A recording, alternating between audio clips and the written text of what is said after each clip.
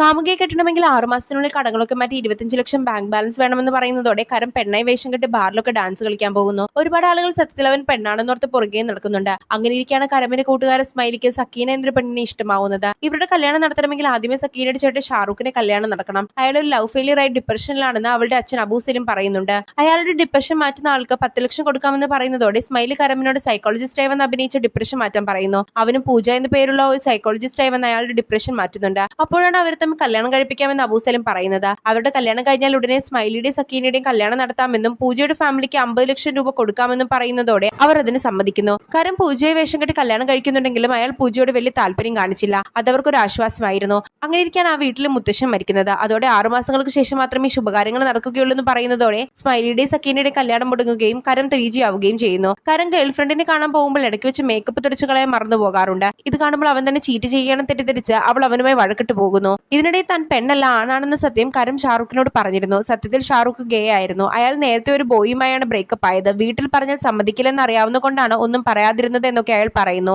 ഈ പ്രശ്നമൊക്കെ സോൾവ് ആവാൻ പൂജ എന്ന പെൺകുട്ടി മരിച്ചതായി വരുത്തി തീർത്താൽ മതി എന്ന് പറഞ്ഞ് ഒരു ആക്സിഡന്റിൽ പൂജ മരിച്ചു എന്ന് അവർ വരുത്തി തീർക്കുന്നു. കരമാകട്ടെ തന്റെ ഗേൾഫ്രണ്ടിനോട് സത്യമെല്ലാം തുറന്നു പറയാൻ വന്നിരുന്നു. അതേസമയം അവളാകട്ടെ മറ്റൊരു വിവാഹത്തിന് തയ്യാറാവുകയായിരുന്നു. ഒരു പാട്ടിലൂടെ സത്യങ്ങളെല്ലാം അവൻ തുറന്നു പറയുന്നുണ്ട്.